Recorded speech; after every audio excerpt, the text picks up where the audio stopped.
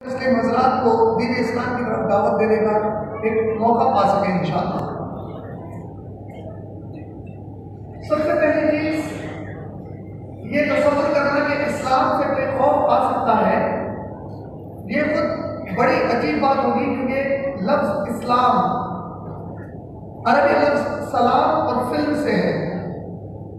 और सलाम आप जैसे कि महसूस किए होंगे कि मुस्लिम माशरे का ये अदब है कि जब कभी कोई मुसलमान एक दूसरे से मुलाकात करते हैं तो अपनी किसी भी गुफ्तगू को शुरू करने से पहले, और फिर चाहे वो मौका कुछ भी हो, चाहे वो मौका खुशी का हो या गम का, हम अक्सर हमारे दरमियान जब गैर मुस्लिम दोस्त अहबाब से बात करते हैं तो उनको एक छोटी सी दावती पेशकश इस्लाम की सिर्फ अस्सलाम वालेकुम के इस मुसलमानों के अंदाज पर भी पेश करते हुए कहते हैं कि आप लोग जब हेलो कहते हो तो हेलो का माना क्या है। तो किसी को भी हेलो का माना नहीं मालूम है, बस एक रिवाज चला रहा है और किसी ने हेलो कह दिया। जब आप नमस्कार कहते हो तो नमस्कार में आप अपने आप को सामने वाले के आगे बिल्कुल झुका रहे हो, अपने आप को पेश कर रहे हो, और ये भी एक सही और अखलाकी दायरे में अच्छी चीज नहीं है। इसी तरह जब आप गुड मॉर्निंग कहते हो, ये तो बहुत ही अजब महसूस होता है, क्योंकि मजाक में हम लोग इनको समझाते हैं कि बेचारे किसी कंपनी के बॉस को उसकी बीवी ने खूब डांटा और डिपेटा हो घर में। अब वो जब ऑफिस आ गया और उसको जूनियर कहता है गुड मॉर्निंग, तो मेरा उसकी सुबह का मजाक उड़ा रहा है वो, क्योंकि वो तो बीवी की डांट और डिपेट सुनकर आया है, वो मॉर्निंग उसके लिए गुड हो ही नहीं सकती। इसी तरीके से अगर किसी के घर में जनाजा हो जाए, किसी की माँ का इंतकाल हो जाए या बाप का इंतकाल हो जाए और उसको मिलकर कहते हैं गुड मॉर्निंग, तो उसके लिए तो वो मॉर्निंग गुड हो ही नहीं सकती। बनिस्बत उसके किसी भी कैफियत में अगर अस्सलाम वालेकुम कहा जाए तो हर हाल में ये सामने वाले के हक में बेहतरीन कलाम है, क्योंकि अस्सलाम वालेकुम का माना है तुम पर अल्लाह की सलामती हो, तुम सब पर अल्लाह की सलामती हो। तो मान लीजिए अगर मेरे घर में मेरे वालिद का इंतकाल हो जाए और आप में से कोई मेरे घर को तशरीफ लाए और मुझसे कहे अस्सलाम वालेकुम, मैं खुशी से जवाब दूंगा वालेकुम अस्सलाम, आप पर भी अल्लाह की सलामती हो। यानी मुसलमान के मुआशरे के कलाम की इब्तिदा हम जब कभी किसी से मिलते हैं तो उसकी शुरुआत में ही खौफ को दूर करके अमन को कायम कर देते हैं। हम किसी चीज के भी झगड़े को, फसाद को दूर करते हैं। और यही बात प्यारे नबी करीम सल्लल्लाहु अलैहि वसल्लम ने हमको सिखाई है कि जब कभी तुम लोग अपने घरों में दाखिल हो तो अस्सलाम वालेकुम कहते हुए दाखिल हो। और जब हम अपने घरों में दाखिल होते हैं तो ये दुआ अल्लाह की तरफ से घर वालों पर भेजते हुए कि अल्लाह की तुम सब पर सलामती हो, ये कहते हुए दाखिल होते हैं। तो गोया मुख्तसर में बताना ये चाहता था कि हमारे मुआशरे की तरबियत इस तरह की गई है, मुस्लिम मुआशरे को इस तरह सिखाया और समझाया गया है कि तुम लोग आपस में सलामती, अमन, वो चीज जो शांति वाली हो, वो चीज जो दंगा फसाद से दूर हो, जो दहशत से दूर हो, जो टेररिज्म से, एक्सट्रीमिज्म से, वायलेंस से दूर हो, तशद्दुद से दूर हो, वो अल्फाज को इस्तेमाल करने में एक दूसरे से गुफ्तगू करिए। और इब्न माजा की जो मशहूर हदीस है जिसमें प्यारे नबी करीम सल्लल्लाहु अलैहि वसल्लम ने सहाबा से अर्ज किया कि ऐ मेरे सहाबा, क्या मैं तुम लोगों को वो बात ना बताऊं जो तुमको आसानी से जन्नत में ले जाए। और प्यारे सहाबा ने अर्ज किया या रसूलुल्लाह सल्लल्लाहु अलैहि वसल्लम, जरूर हमको वो बात बताइए। और अल्लाह के नबी सल्लल्लाहु अलैहि वसल्लम ने फरमाया तुम लोग आपस में सलाम वालेकुम का ये जो रिवाज है इसको आम कर लो, और इसकी वजह से इंशाअल्लाह अल्लाह ताला तुमको जन्नत अता फरमाएंगे।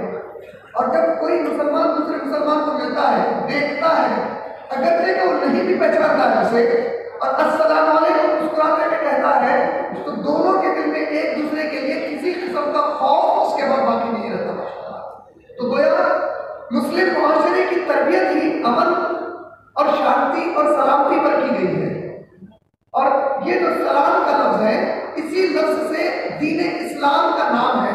इस्लाम इसी लफ्ज सलाम से है। और एक और जो लफ्ज है जिससे इस्लाम अरबी जुबान में आया है वो है सिल्म। सिल्म आप लोगों के और हमारे आसानी से समझने के लिए सिल्म कहते हैं अपने आप को हवाले कर देना, सरेंडर कर देना। पुलिस ने किसी को गोली चलाने के लिए गन दिखाई और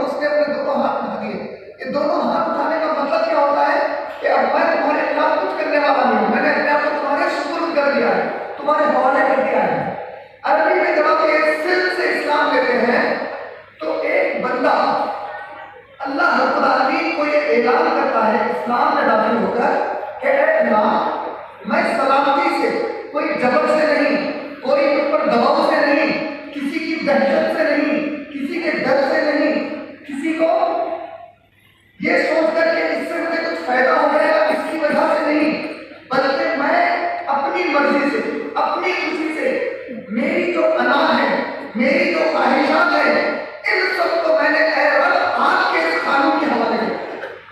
ये जो सलामती से जब बंदा अपने आप को अल्लाह के इस कानून के हवाले कर देता है, ऐसे बंदे को, ऐसे मर्द और ऐसी औरत को मुस्लिम कहा जाता है। यानी वो मर्द और वो औरत जिसने अपनी मर्जी से, अपनी ख्वाहिशात को कानून जो अल्लाह का कानून है, इस कानून के उसने हवाले कर दिया, ऐसे बंदे को अल्लाह ताला मुस्लिम या मुसलमान कहते हैं। और इसी सलाम और सिल्म से इस्लाम का लफ्ज़ आया है। कोई इस्लाम का माना है वो रास्ता जिंदगी का, वो मुकम्मल रास्ता, सिर्फ रास्ता नहीं, वो मुकम्मल रास्ता। और मुकम्मल रास्ता का माना क्या होगा? जब मेरी माँ और आपकी माँ ने मुझे इस दुनिया में तबद्दुल किया अल्लाह की मर्जी और अल्लाह के हुक्म से, वहां से लेकर वो आखिरी सांस जिसके बाद मुझे खबर मिले असली मेरे जाती घर में उतार दिया जाएगा, वो जाती घर में उतरने तक मेरी जिंदगी का जो रास्ता है, इस मुकम्मल रास्ते को जब कभी मैं गुजारूंगा, उसको गुजारते हुए अगर मैंने अपनी मर्जी अल्लाह की किताब यानी अल्लाह के इस कानून के सामने पेश कर दी, हवाले कर दी, तो इस रास्ते को अल्लाह ने इस्लाम कहकर पुकारा है। यानी सलामती वाला रास्ता, वो रास्ता जिस पर चलने के बाद तेरी जो असली मंजिल आने वाली है वो जन्नत है या तेरे लिए जहन्नम है।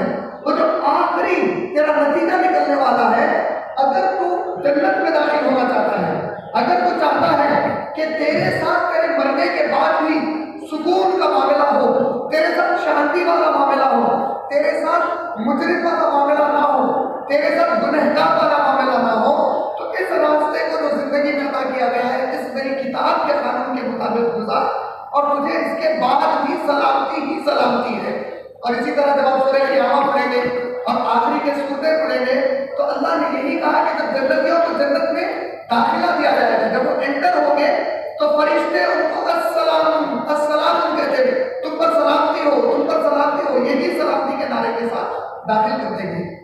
ये मुख्तसर से इस छोटे से तारुफ के साथ असल मुद्दा यह है कि जब दीन इस्लाम सलामती का मजहब है, सलामती का धर्म है, सलामती का दीन है, सलामती का रिलीजन है, इसके बावजूद आज ये हालात क्यों आ गए कि हर तरफ दुनिया के हर कोने में, हर गोशे में सबसे ज्यादा अगर किसी को बदनामी का सामना करना पड़ रहा है तो वो हम मुसलमानों को है। और ऐसा क्यों है कि हम मुसलमान इस बात को जानने के बावजूद, इस पर ईमान रखने के बावजूद, इस पर यकीन रखने के बावजूद कि दीन इस्लाम हक है, हम इतना ज्यादा नाकाम क्यों हो गए?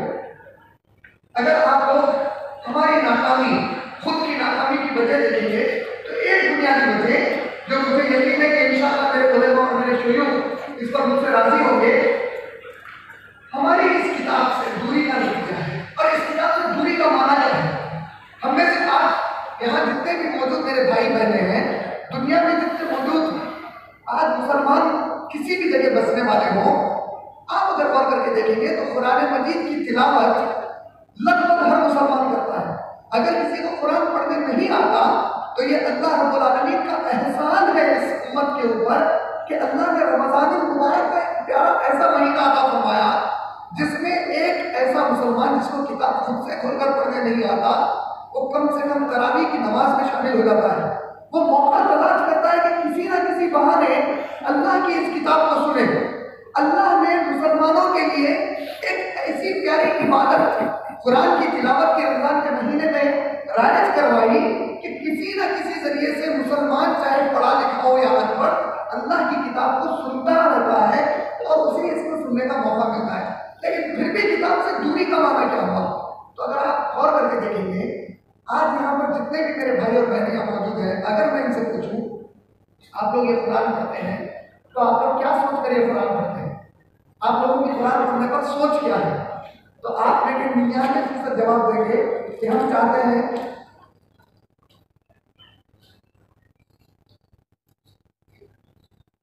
हमको ये दिखाने की बहुत ज्यादा आदत है। अगर मैं कहूँ कि ये कुरान मजीद जो हम लोग पढ़ते हैं, इसके पढ़ने का मकसद क्या है, तो 99% आप में से यहाँ पर जो भी मौजूद है, कम से कम अगर आप लोगों में ना हो तो मैंने जितने तक पूछा है उसमें 100% मेरे पास जो रिजल्ट है, उन्होंने कहा अरे भाई अल्लाह की किताब है, इसको पढ़ेंगे तो अल्लाह ताला अजर देंगे, सवाब देंगे हमको इंशाअल्लाह।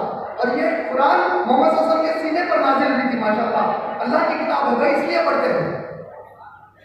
ये बात सही है कि गलत है? ये हमारा कुरान पढ़ने की वजह है कि नहीं है? थोड़ा सा आप लोग जवाब दे सकते हैं।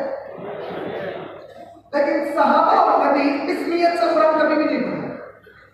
हमारी पूरी नियत, हमारा पूरा मकसद कुरान की तिलावत का बदल चुका है।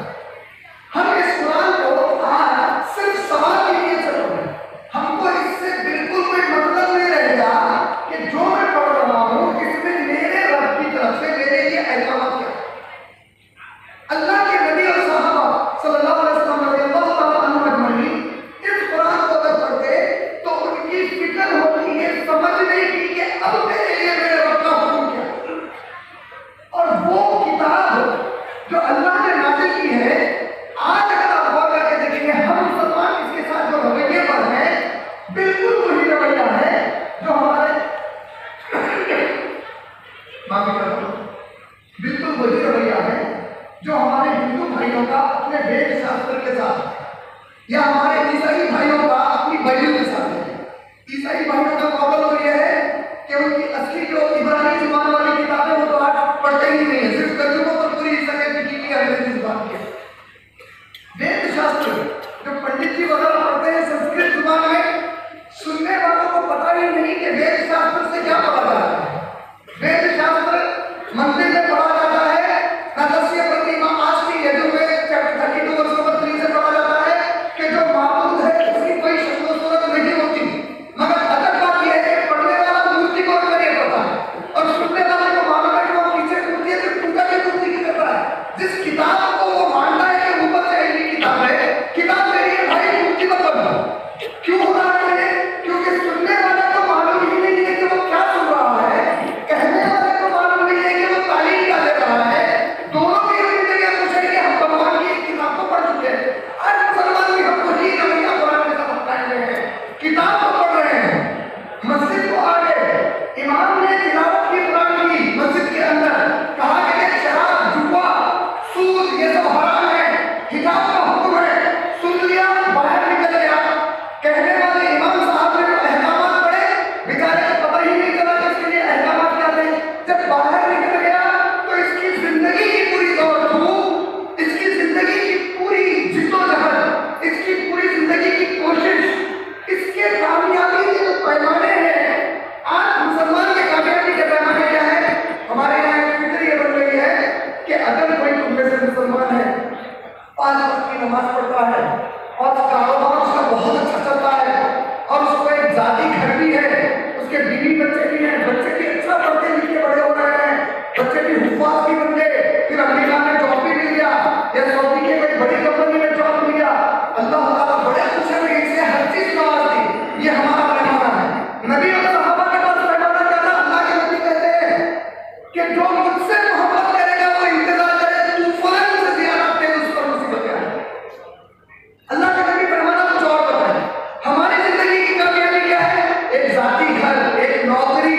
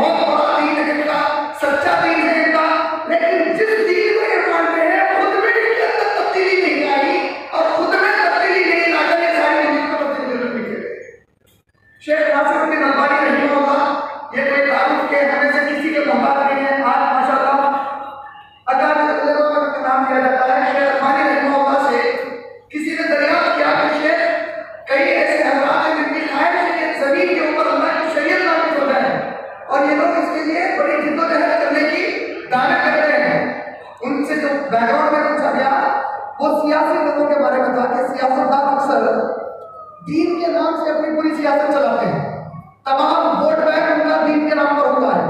तो उनसे जब इनके बारे में पूछा गया कि शेख ये लोग चाहते हैं कि दीन की शरीयत को नाफिज कर दें, तो शेख अल्बानी रहमतुल्लाह ने अगरचे कि उसके बैकग्राउंड पर एक जवाब दिया, लेकिन उनका जवाब हम सब के लिए भी बड़ा अहम है।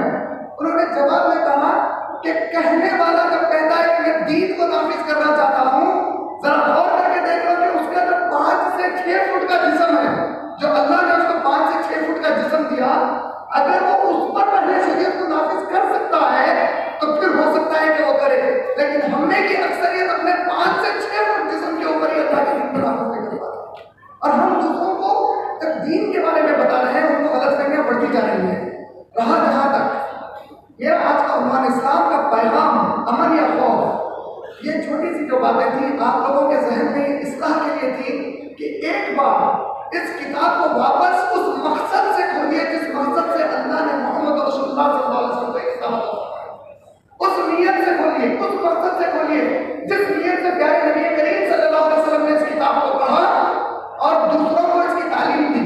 उस नियत और मकसद से पढ़िए जिस मकसद और नियत से सहाबा अकराम रज़ियल्लाहु ताला अन्हुम अजमईन ने इस किताब को पढ़ा और इसके पैगाम को दुनिया के हर कोने में आम करने के लिए वो अपनी जानों की, अपने माल की, अपने खानदान की, अपने बीवी बच्चों की उन्होंने कुर्बानियां दी और उसके बाद ये दीन हम तक पहुंचाया माशाअल्लाह।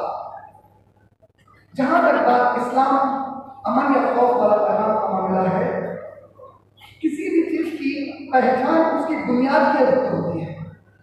मिसाल के तौर पर अगर कोई बिल्डिंग बनाई जा रही है तो इंजीनियर जितनी ऊंची बिल्डिंग बनाएगा उसकी बुनियाद को उतना नीचे मजबूत बनाएगा। अगर बुनियाद मजबूत ना हो तो सारी इमारत हो जाएगी। आप ऊंचाई पर कितना भी खूबसूरत बना ले कभी भी गिरेगी क्योंकि बुनियाद कमजोर है उसकी। इसी तरह चाहे वो कोई भी मजहब हो दुनिया में, हर मजहब की बुनियाद उस मजहब की किताब के ऊपर होती है, उस मजहब की किताब की बुनियादी तालीमात पर होती है। आप दुनिया के किसी भी मजहब को, आप किसी भी धर्म को इस्लाम के सिवा अगर लेकर देखेंगे तो आपको पता चलेगा कि सिवाय इस्लाम के कोई दुनिया का दूसरा मजहब ये दावा नहीं करता कि खालिक कायनात की तरफ से इंसानों के लिए भेजा गया है। आप अगर हिंदू धर्म को देख लेंगे तो हिंदू धर्म का ये जो हिंदुइज्म जो लफ्ज है आपको किसी भी हिंदू धार्मिक किताब में नहीं मिलेगा। आप चाहे 4 वेद पढ़ लें, ऋग्वेद, अथर्ववेद, यजुर्वेद, सामवेद पढ़ लें, आप चाहे महाभारत पूरी पढ़ लें, आप चाहे पूरी रामायण पढ़ लें, आप चाहे पूरी उपनिषद पढ़ लें, अरण्यका पढ़ लें, आप कोई भी हिंदू धार्मिक किताब पढ़ लें, हिंदू मत या हिंदू धर्म ऐसा कोई शब्द, हिंदुइज्म, ये कोई भी शब्द इनकी किसी भी किताब में नहीं मिलता। अगर हम तारीख का जायजा लें तो पता चलता है कि ये लफ्ज भी मुसलमानों ने इनको दिया है।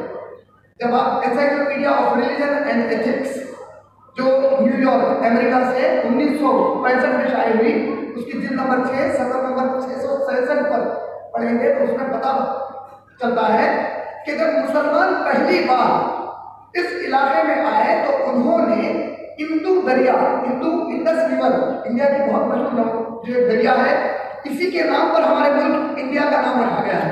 इंदू दरिया जो आज भी कश्मीर वगैरह से होते हुए पाकिस्तान की तरफ बहती है, इंदू दरिया के इस पार जो लोग रहते थे मुसलमानों ने उनको इंदू कहकर पुकारा या हिंदू कहकर पुकारा, यानी वो लोग जो इंदू दरिया के पार रहने वाले हैं। ये encyclopedia of religion and ethics के मुताबिक है। इसी तरह पंडित जवाहरलाल नेहरू जो हमारे पहले वजीर आजम थे स्कूल के, उनकी एक बड़ी मशहूर किताब है जो हमारे स्कूल सिलेबस में भी पढ़ाई जाती है, डिस्कवरी ऑफ इंडिया के नाम से। उस किताब में जो दिल्ली से 1983 में शाये हुई थी, उसके सफा नंबर 72 से 74 पर जब आप पढ़ेंगे, 72 से 74 पेज नंबर पर नेहरू जी कहते हैं कि हिंदू लफ्ज किसी भी धर्म के मानने वालों के लिए इस्तेमाल 8वीं सदी ईस्वी तक नहीं होता था। इसको पहली मर्तबा एक तांत्रिक किताब में इस्तेमाल किया गया और जब पहली मर्तबा ये लफ्ज इस्तेमाल हुआ तो वहां पर धार्मिक माने में इस्तेमाल नहीं हुआ था। इसी तरीके से अगर आप स्वामी विवेकानंदा जी की किताब पढ़ेंगे और स्वामी विवेकानंदा जी की हिंदू मानने वालों में बड़ी ही इज्जत है। तो विवेकानंद जी ने उनकी एक किताब लिखी जिसका नाम है एसेंशियल्स ऑफ हिंदुइज्म। इस किताब के सफा नंबर 16 और 17 पर वो कहते हैं, हम लोगों को जो कोई हिंदू कहते हैं दरअसल वो एक मिसनोमर है। मिसनोमर इंग्लिश वर्ड है जिसका माना है गलत नाम। हमको गलत नाम से ये लोग पुकारते हैं, हम असल वेदांतिस्ट है, यानी हम वो लोग हैं जो वेद शास्त्र को मानते हैं। और वेद शास्त्र हिंदू धर्म के हिसाब से वो किताबें हैं जो श्रुति हैं, यानी आसमान से नाजिल की गई है। लेकिन ये किताबें असल कब नाजिल हुई, किस पर नाजिल हुई, किसने पहली मर्तबा इसको सुना, किसने पहली मर्तबा दावा किया कि ये आसमान से आई है, ये किसी को भी पता नहीं है। अंदाजे पर कहते हैं 4000 साल, 3500 साल, 5000 साल पहले ये नाजिल हुई।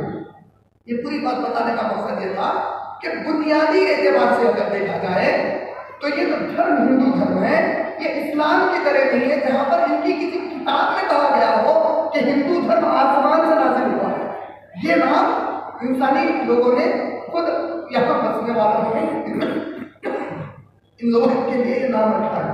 इसी तरह अगर आप जुडाइज्म और ज्यू यहूदी जो नाम है,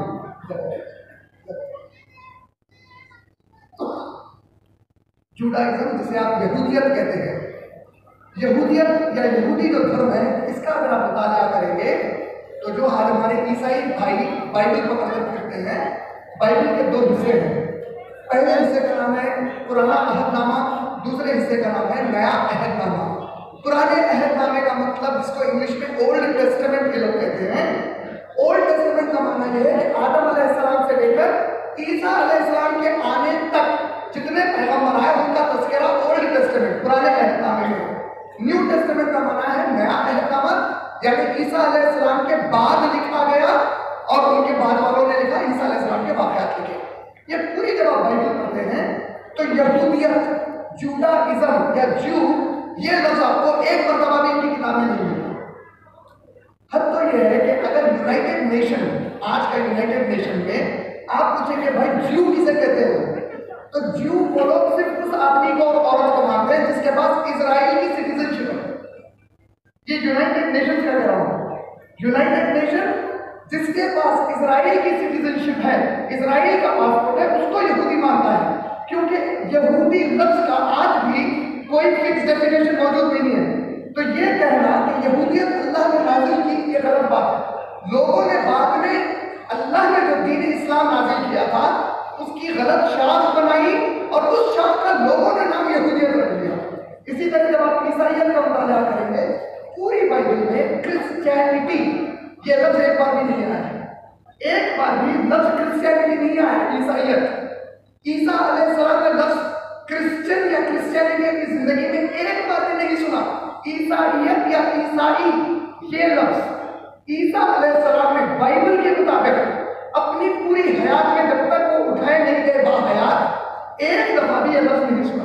का मतलब फिर से क्या हो गया कि बुनियादी एतबार से ये जितने मज़ाहिब आपको दिख रहे हैं इनको कहीं भी ये दावा करने का हक नहीं मिलता कि इनकी किताब में कहा गया कि आसमान की तरफ से।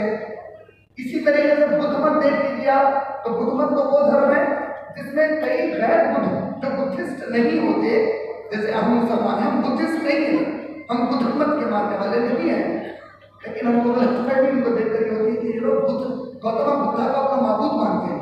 हकीकत तो ये है कि गौतम बुद्धा ने किसी भी माबूद के होने का या नहीं होने का ना इकरार किया ना इनकार किया। इसको कहते हैं एग्नोस्टिक रिलीजन, ऐसा मजहब जो ना खुदा को मानता है ना खुदा का फिक्र इनकार करता है। तो बुद्ध मत की जब आप किताबें पढ़ेंगे, त्रिपिटका वगैरह, उसमें भी कहीं दावा नहीं है कि बुद्ध मत एक आसमान से नाजिल किया गया मजहब है, क्योंकि खुदा का तस्वुर ही नहीं है। आप दुनिया का कोई भी मजहब, ये बुनियादी बातें आप लोगों को इसलिए बता रहा हूँ, आप और मैं मुसलमान हैं और हम मुसलमान माँ के पेट से पैदा होते ही बन गए। ये इतनी बड़ी नेमत अल्लाह ताला ने हमको अता फरमाई जिसकी हम कदर नहीं कर रहे हैं। एक सहाबी रसूल सल्लल्लाहु अलैहि वसल्लम, तारीख के एतबार से आता है कि उनकी उम्र 60 साल से ज्यादा हो गई थी और जब वो कलमा पढ़ रहे थे तो प्यारे नबी करीम सल्लल्लाहु अलैहि वसल्लम फरमाते हैं कि ऐ अल्लाह के नबी, मैं एक सवाल आपसे करना चाहता हूँ, उसके जवाब के बाद मैं आपके सामने इस्लाम कबूल करना चाहता हूँ, मैं शहादत पढ़ना चाहता हूँ। प्यारे प्यारे नबी करीम सल्लल्लाहु अलैहि वसल्लम ने उनसे कहा कि क्या सलाम है? गालिबन उनका नाम सलाम, उनका नाम खुद सलाम था साहबी का। उन्होंने कहा कि ऐ मोहम्मद सल्लल्लाहु अलैहि वसल्लम, या रसूलुल्लाह सल्लल्लाहु अलैहि वसल्लम, अभी कोई ईमान नहीं लाए थे, कहते हैं कि मैं अभी मुसलमान नहीं हूँ, लेकिन आपके तालीमात को गौर कर रहा था। आप जितनी भी तालीमात दे रहे हैं कि बुतों की पूजा ना करो, मैंने जिंदगी में बुतों की पूजा नहीं की। आप कहते हैं कि जिना ना करो, मैं जिना नहीं करता, मैं माँ बाप के साथ अच्छा रहता हूँ, मैं कभी भी कोई चोरी डकैती नहीं की, किसी का कत्ल नहीं किया, मैं सूद का कोई कारोबार नहीं करता। यानी जितने तालीमात आप नेकी वाले बता रहे हैं वो पहले से ही मैं करता आ रहा हूँ। यहाँ तक के मक्के में कुफार मक्का जाहिल लोग बच्चे के पैदा होते ही